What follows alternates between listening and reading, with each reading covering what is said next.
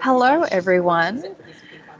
Good to see you all again. We had a little bit of a hiatus with our conversations around modern workplace and user adoption. I am joined by Larry Glickman, who's graciously decided to take this interview while he is, I think you're in your home, right? I am. Yes, awesome. I want to apologize in advance for any audio that you might hear in the background. I am on my way to Singapore for Microsoft Ignite tour, just sitting in an airport lounge, truly embracing everything modern workplace, working from anywhere. But I did want to put that out there in case it gets a little bit noisy. But Larry, I did want you to introduce yourself so if you could share where you are currently geographically located and share what your what your day job is. That would be awesome. Let's get started. So, thank you. My name is Larry Glickman, and I work out of my home in Buffalo Grove, Illinois. I am the Director of Network Engagement and Collaboration for the Union for Reform Judaism, which represents the largest Jewish movement in the world with almost 900 congregations throughout North America. Awesome. And you are one of our newest Office Apps and Services MVPs. So welcome to the community. Thank you very much. Thank you. So the reason why you are an MVP is because you do a lot of great work with enterprise social and Yammer specifically as that technology. So typically we don't hear a lot of stories about how Yammer actually works for congregations. So tell us a little bit about that story.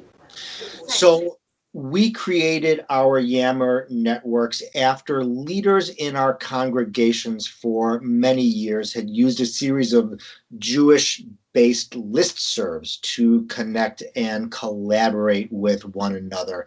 And as the rest of the technological world moved forward, listservs really did not. And the URJ really wanted to create something new, a place where not only we could create a meaningful legacy of information online, but where the leaders of our congregations could connect with one another in real time around the issues that face their congregations day to day. So we launched our Yammer network. It's an external Yammer network that we call The Tent, and we launched this in July of 2014 after we first launched it actually in Microsoft SharePoint in July of 2013, but access issues turned out to be too much of a challenge for us. And so we switched over to the Yammer platform because we felt like it would feel more familiar to folks.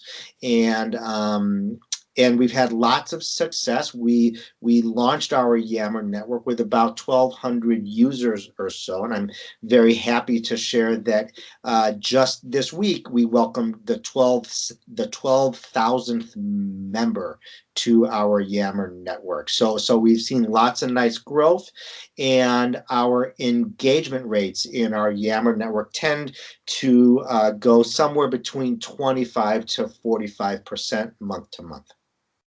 That's really awesome. One of the things that I kind of often quote when it comes to talking about user adoption, especially in a commercial context, is that we're trying to drive user adoption with people who learn in different ways. And certainly in congregations, you have a very wide range of different age groups. So how do you approach user adoption knowing that you're talking to people who are very familiar with technology to those who are fairly unfamiliar with it? Sure. So I've been very surprised by how age influences how somebody may adopt to a new platform like this. I've got 85-year-olds out there who, if this is the last thing that they do, they're going to learn how to use this. They've made that commitment to themselves, and they have the time, and they're going to sit and they're going to learn how to use this.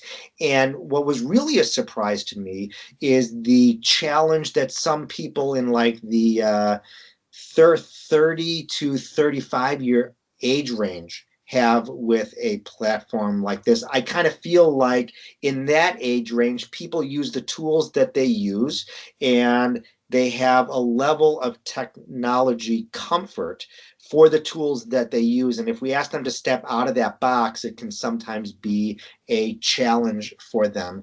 But I find the greatest tool that I have in my toolbox is time, and that we're not moving away from the Yammer platform, and we're not sharing information that's shared in the Yammer platform in other platforms as well. We really try to compel our users to come to this space, because oftentimes this is going to be the one space where that information or that sense of community can be found. So they're going to learn this platform over time. And I always encourage folks, I say, if you try to come to Yammer once a month or whenever it is you think there might be something good to find, it's going to be really hard to learn this, that you're going to want to make a commitment to yourself to come here on a more regular basis to really get a sense of how this all works. Yeah.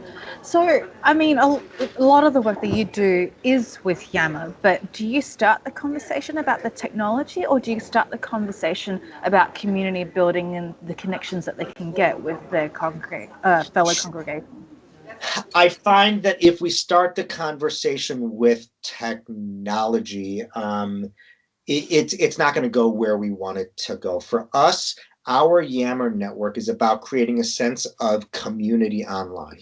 That we are a nonprofit, but this is what we're trying to sell. This is why we want our users to come online, to be able to connect with others who do what they do, to be able to share the good information they have, or to be able to learn from somebody else.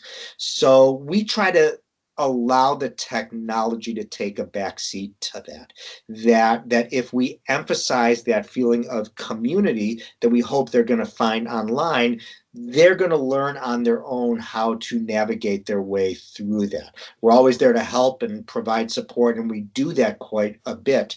But if we lead with the technological side, I fear that we're going to get away from what we're really trying to do here. Yeah, no, that's totally right. I mean, people need to have an innate sense of needing to use this technology. That's not the reason Right. to be using it. It's trying to bring forth something else, whether it's better connection to a different congregation in a different part of the country, or something else. Right. One thing I do want to ask you about is, I'm hearing a lot of people talk about how user adoption isn't just the job of one person; it's the job of multiple people. So, in the context of the organization that you're a part of, it's a very long name, so I can never remember how to The respell Union it. for Reform Judaism. It's fine. The URJ. Okay, Yeah. URJ, perfect. Yeah. So who's in charge of user adoption for Yammer? Yes. We are. We all are. And we, everybody on the staff who connects with our congregations in some way, my hope is they all feel a little bit of ownership for this. We're a nonprofit. We run really lean. We're a lean organization. And so we always look at our roles and are we making the best use of our time? And what has occurred to me over time is that Yammer user adoption is not about one thing. And it's not just, your job is to engage users in our Yammer network. It can't be about that, because it's also about how information is shared, how we communicate both internally and externally, what production workflows look like, how email connects to Yammer, which connects to Teams sometimes and connects to SharePoint. If we make Yammer user adoption about one thing, it's not going to feel like an inherent part of the rest of our workflow, an inherent part of the rest of our communications. Awesome. That's really great. I think So you mentioned a lot of different technologies beyond Yammer. So is that something that you kind of share? Because I'm assuming the average person in the congregation wouldn't know how everything connects. So do you teach them that, or is that something that's kind of like just a bit of background information for them to understand how it all connects together? How do you make that real for your congregations? Well, in addition to our 12,000 user external Yammer network, we have a 400 user internal Yammer network as well for our staff, and we have strong engagement rates there as well, and that's where we really get the brunt of what tool do I use when, and so we've taken a few approaches to that. One is, this is what this tool is for, and that's what that tool is for, and that's what that tool is for. We also have taken the approach of try them out. See which one you like the most, what really supports your work the best, and then use that.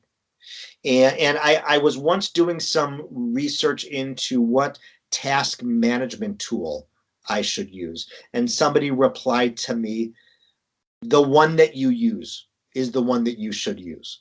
And so Teams is great, and Yammer is great, and OneDrive is great, and SharePoint is great. And there are certainly opportunities to use all of those as an inherent part of your production workflows and how you share information. There are also opportunities to use those one at a time, and it should very much be the one that works for you and the one that supports your work well. Awesome. Thank you so much for your time, Larry. This has been a really great conversation. I really hope people get inspired by what you have done. And if they wanted to get in touch with you, what's the best way for them to do that? You can connect with me on Twitter at LJ Glickman. You can email me at lglickman@urj.org, and I'm in all the other platforms as well. Perfect. Thank you so much. I really enjoyed this conversation, and I'm sure many people will be reaching out to you. If you are interested in being part of this conversation, you can find us on Twitter. And I will be interviewing a few other MVPs as well. Many people have reached out, and I'm trying to get through all the different people to share their perspectives. But thank you so much for your time again. And I look forward to seeing you in Redmond for the MVP Summit coming up. Looking forward to it. Thank you. Awesome. Thanks, Larry.